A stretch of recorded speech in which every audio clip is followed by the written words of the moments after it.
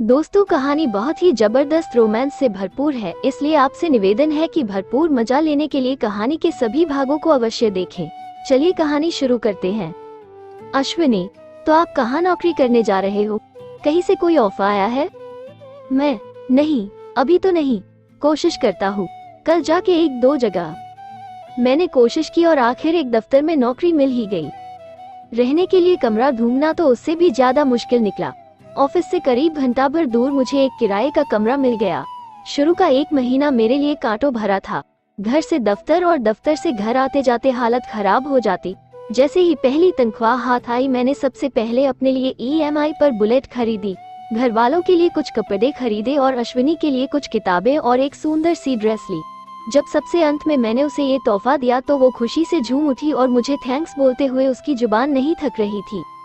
खैर, दिन बीतने लगे और ऑफिस में मुझे एक सुंदरी पसंद आई, परंतु कभी हिम्मत नहीं हुई कि उससे कुछ बात करूं।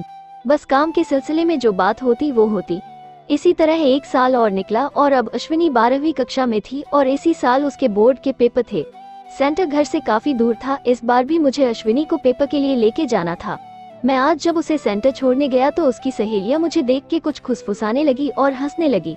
मैंने उस समय कुछ नहीं कहा और निकल गया और वापस 2 घंटे बाद पहुंचा और बाहर उसका इंतजार करने लगा।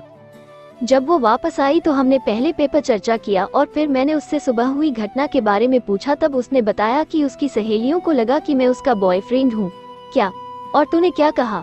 मैंने चौंकते हुए पूछा। मैंने उन्हें बताया कि आप मेरे चाचू हो और ये सुन के उनके होश उड़ गए और ये कहते हुए वो हंसने लगी। मैंने आगे कुछ नहीं कहा और उसे घर वापस छोड़ा और मैं फिर से दफ्तर निकल गया। दफ्तर पहुंचते पहुंचते देर हो गई और बॉस ने मेरी एक छुट्टी काट ली। खैर, मुझे इस बात इतना अफसोस नहीं था। आज अश्विनी का आखिरी पेपर था और मैं जानता था कि उसके सारे पेपर जबरदस्त गए हैं। पर आज जब वो पेपर देकर निकली तो उसने सर झुका के एक ख्वाहिश पेश की। चाचू, आज मेरा पिक्चर देखने का मन है। अब चूंकि मैं उसका दिल तोड़ना नहीं चाहता था, सो मैंने उससे कहा, आज तो देखना मुश्किल है क्योंकि अगर हम समय से घर नहीं पहुँचे तो आज बवाल होना तय है। तू ऐसा कर, कल का प्रोग्राम रख। कल दूसरा शनिवार भी है और मेरी ऑफिस की भी छुट्टी है। पर कल तो कोई पेपर ही नहीं है, उसने बड़े भोलेपन से कहा। अरे बुद्धू, ये तू जानती है। मैं जानता हूँ, पर घर पर तो कोई नहीं जानता ना। मेरी बात सुन के वो खुश हो गई। हम घर पहुँचे तो अश्विनी बहुत चहक रही थी और आज रात की रसोई उसी ने पकाई। मुझे उसके हाथ बना खाना बहुत पसंद था क्योंकि उसे पता था कि मुझे किस तरह का खाना पसंद है। इसलिए जब भी मैं घर आता था तो वो बड़े चाव से खाना बनाती थी और मैं उसे खुश होकर बख्शीश दिया करता था। अगले दिन दोबारा स्कूल ड्रेस पहन के नीचे आई तो भाभी ने उससे पूछा, कहाँ जा रही है? इससे पहले कि वो कुछ बोलती मैं खुद ही बोल पड़ा, पेपर देने। और कहाँ? मेरा जवाब बहुत रुखा था जिसे सुन के भाभी आगे कुछ नहीं बोली। हम दोनों घर से बाहर निकले और बुलेट पर बैठ के सुबह का शो देखने चल दिए। थिएटर पहुंच के मैंने उसे पिक्चर दिखाई और फिर हमने आराम से बैठ के नाश्ता किया। फिर वो कहने लगी कि मंदिर चलते हैं, तो मैं उसे एक मंदिर ले आया। दिन के 12 बजे थे और मंदिर में कोई था नहीं, यहाँ तक कि पुजारी भी नहीं था। हम अंदर से दर्शन करके बाहर आए और अश्विनी मंदिर की सीढ़ियों पर बैठने की जिद करने लगी, तो उसकी खुशी के लिए हम थोड़ी देर वहीं बैठ गए। तभी अचानक से अश्विनी ने अपना सर मेरे कंधे पर रख दिया और मेरा हाथ अपने दोनों हाथों के बीच दबा दिया। मैंने कुछ नहीं कहा, पर मन ही मन मुझे अजीब लग रहा था। पर मैं फिर भी चुप रहा और इधर उधर देखने लगा कि हमें इस तरह कोई देख ना ले। तभी मुझे कोई आता हुआ दिखाई दिया तो मैंने हड़बड़ा के अश्विनी को हिला दिया और मैं अचानक से खड़ा हो गया। मैं जल्दी से नीचे उतरा और बुलेट स्टार्ट की और अश्विनी को बैठने को कहा, पर ऐसा लगा मानो वो वहाँ से जाना ही ना चाहती हो। वो अपना बस्ता कंधे पर टंगे खड़ी मुझे देख रही थी। क्या देख रही है? जल्दी बैठ, घर नहीं जाना। मैंने फिर से उसे कहा तो जवाब में उसने सर ना में हिलाया। तो मैंने जबरदस्ती उसका हाथ पकड़ा और बैठने को कहा और वो बैठ ही गई। हम वहाँ से चल पड़े। इधर अश्विनी ने पीछे बैठे हुए अपना सर मेरी पीठ पर रख दिया। शुरू के 15 मिनट तो मैं कुछ नहीं बोला, पर अंदर ही अंदर मुझे अजीब लगने लगा। घर करीब 20 मिनट दूर होगा कि मैंने बाइक रोक दी और अश्विनी से पूछा, मैं? क्या हुआ पगली, तू कुछ परेशान लग रही है? अश्विनी, मैं? क्या हुआ, बताना मुझे। वो बाइक से उतरी और मेरे सामने सर झुका के खड़ी हो गई। मैं अभी भी बाइक पर बैठा था और बाइक स्टैंड पर नहीं थी। अश्विनी, मुझे आपसे एक बात कहनी है। मैं? हाँ हाँ बोल। अश्विनी, वो मैं आपसे बहुत प्यार करती हूँ। अरे पगली, मैं जानता हूँ तू मुझसे प्यार करती है, इसमें तू ऐसे परेशान क्यों हो रही है? अश्विनी, नहीं, आप समझे नहीं, मैं आपसे सचमुच में दिलो जान से प्यार करती हूँ। मेरा ये सुनना था कि मैंने एक जोरदार थप्पड़ उसके बाएं गाल पर रख दिया। मैं सोच रहा था कि ये मुझसे चाचा भतीजी वाले प्यार के बारे में बात कर रही है, पर इसके ऊपर तो इश्क का भूत सवार हो गया था। तेरा दिमाग खराब है क्या? जानती भी है तू क्या कह रही और किसे कह रही है? मैं तेरा चाचा हूँ। चाचा? तेरे मन में ऐसा गंदा ख्याल आया भी कैसे? नशा वशा तो नहीं करने लगी तू कहीं? मैंने गरजते हुए कहा। अश्विनी की आंखें भर आई थी, पर वो अपने आंसू पोंछते हुए बोली, प्यार करना कोई गंदी बात है? आपसे सच्चा प्यार करती हूँ। प्यार उम्र रिश्ते नाते कुछ नहीं देखता, प्यार तो प्यार होता है।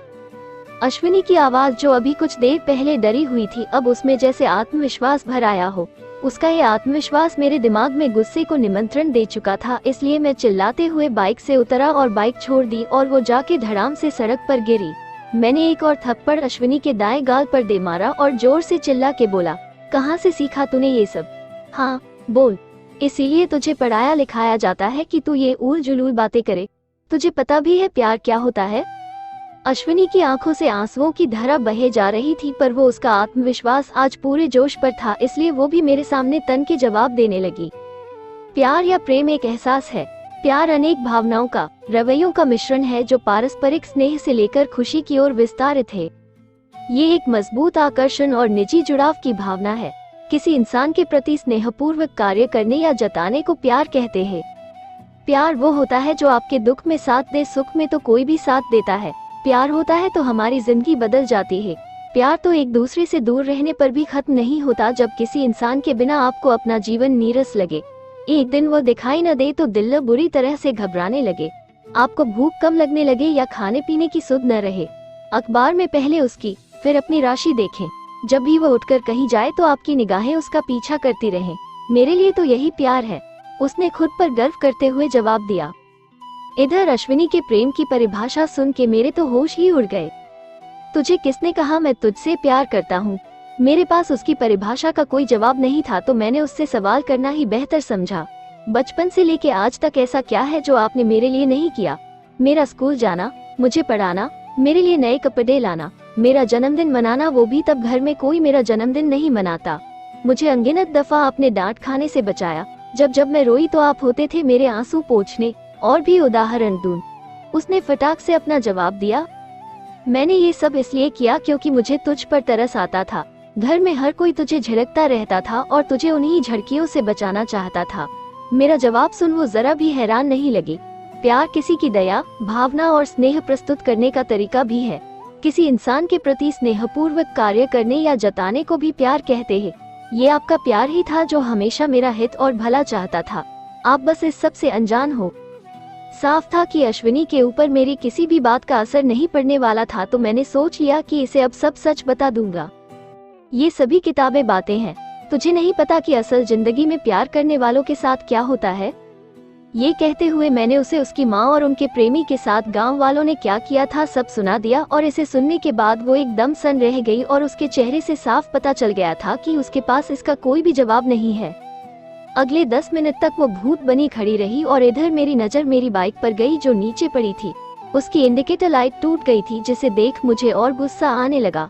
मैंने गुस्से से अश्विनी को बाइक पर बैठने को कहा और इस बार उसने एक ही बार में मेरी बात सुनी और डरी सहमी सी वो पीछे आकर बैठ गई। मैंने फटाफट बाइक दौड़ाई और घर के दरवाजे पर उसे छोड़ा और वहीं से बाइक घुमा के वापस शहर लौट आया।